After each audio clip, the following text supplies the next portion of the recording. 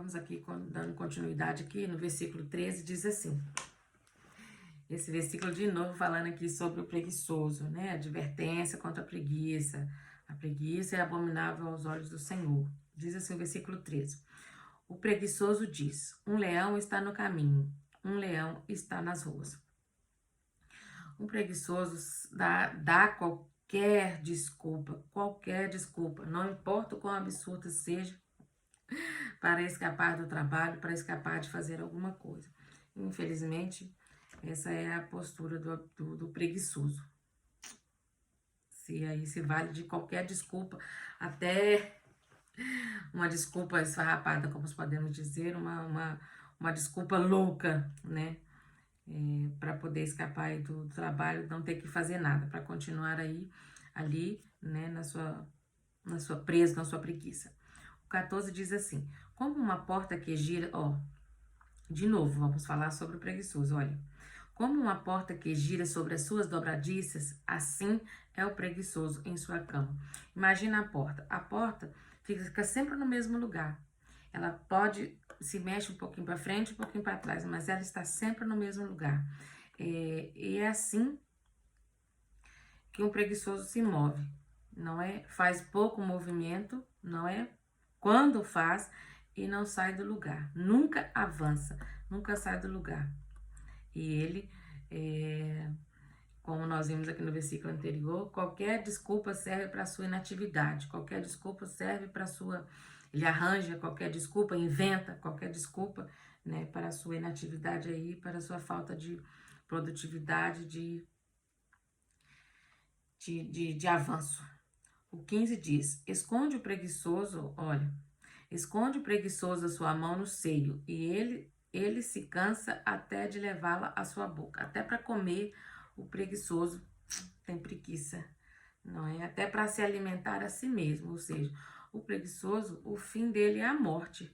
Porque nós já vimos aqui, né? Já lemos vários versículos aqui sobre a preguiça, sobre o campo do preguiçoso, o que acontece, né? Que o preguiçoso não levanta nem para poder pegar no cobertor, nem para se agasalhar, não é? Muito menos para comer, nem para levantar a mão, no caso, que é nem para levar, ele não precisa levantar para ir buscar a comida, é só a comida está diante dele até para levar a comida, a mão na boca para poder comer, é o que está dizendo aqui. Não é o preguiçoso ir buscar a comida, é levantar a mão, né, levantar a comida com a mão que está diante dele, de tão absurda, de tão louco, de tão, né, maligno que é a preguiça. Essa é a verdade, né, que está aqui nos ensinando a palavra de Deus. Até para isso, nem para isso, né, o preguiçoso serve, para levar, nem isso ele faz, levar a comida à sua própria boca. O 16 diz, mais sábio é o preguiçoso em seu próprio conceito do que 7 homens que lhe deem bom conselho. Um preguiçoso, ele é ignorante, porque diz assim, olha, mais sábio é o preguiçoso em seu próprio conceito. Na ideia dele, ele está sendo sábio. Na ideia dele, né, no entendimento dele, ele está sendo inteligente, né, porque está aí preguiçoso, porque possivelmente as pessoas estão o servindo, fazendo tudo para ele, e ele pensa que isso é uma atitude é sábio, né? Mas não é. É o que diz aqui, olha. Em seu próprio conceito, do que 7 homens que lhe deem bom conselho. É pura ignorância, né? E esses 7 conselhos que está dizendo aqui, não está limitando os 7 conselhos, está dizendo, fala da plenitude, né? Então, assim, ele é ignorante pleno, infelizmente. É isso que ele está nos ensinando aqui o provérbio. O 17 diz, aquele que passando envolve-se em questões alheias é como que toma um cão pelas orelhas. Você já viu, né? Pode imaginar a cena. Alguém pegando um cão pelas orelhas, o cão vai ficar furioso, vai ficar irritado, e quando ser solto, né, o cão vai se voltar contra a pessoa que está ali, né, agarrando suas orelhas, né? Vai ficar mesmo irritado.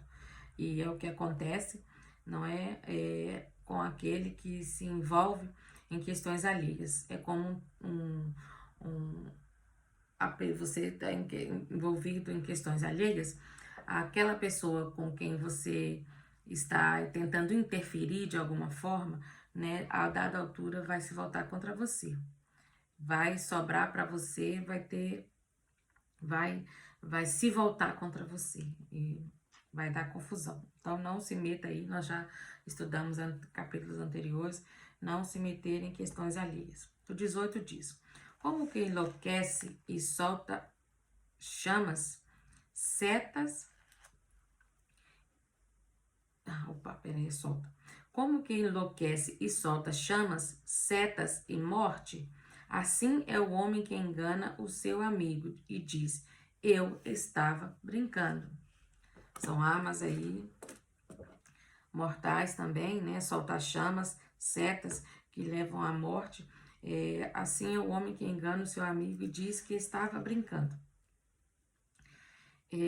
Nós temos que ter cuidado para não intrometer nos assuntos, né? Esse homem que faz esse tipo de coisa, que está aqui alertando, né, a respeito desse homem que engana, ele dissimula, né, para poder ajudar, mas está de fato enganando o seu próximo. É disso que está tratando aqui o versículo, né? O homem que muitas das vezes falha alguma coisa, né, e diz que está brincando, ele está dissimulando e está tentando enganar, está agindo com procedência maligna, procedência má, não é? Mas mesmo assim tenta disfarçar, não é? Está disfarçando, dissimulando, dizendo que está brincando, mas não é. Na verdade, ele está mesmo agindo por trás da atitude, né, da brincadeira, por trás da fala, aí atitudes que levam até a morte. É o que está nos ensinando aqui.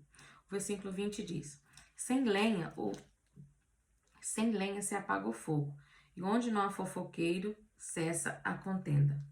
Não precisa nem falar, né? Sem lenha se apaga o fogo, e onde não há fofoqueiro, cessa-se a contenda.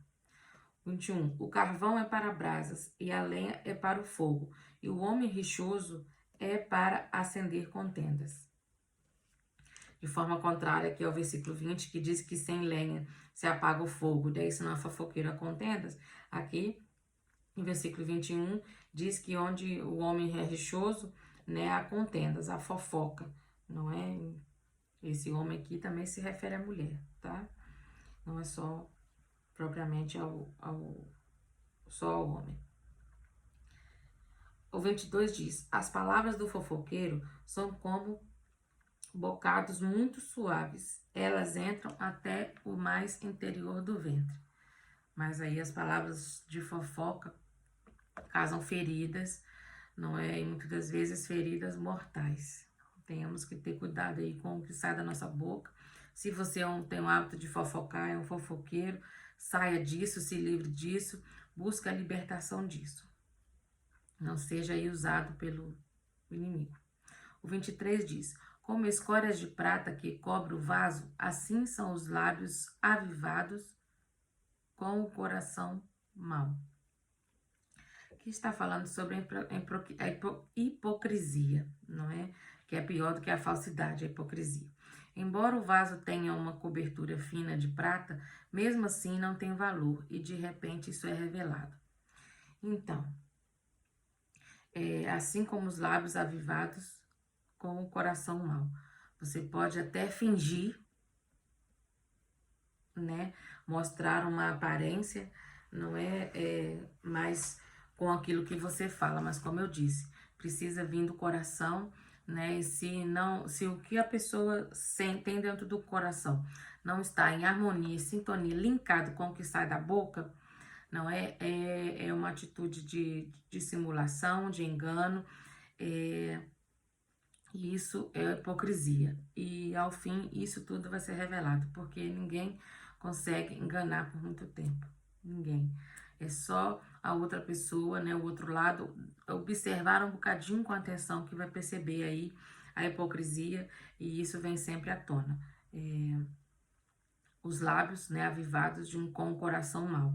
As palavras podem até ser pronunciadas de uma forma, mas o que está dentro do coração é a maldade e a perversidade. E isso, mais cedo ou mais tarde, é revelado e vem à tona e é esclarecido. E a hipocrisia é conhecida. Esta é o ensinamento aqui desse versículo 23 do capítulo 26 de Provérbios.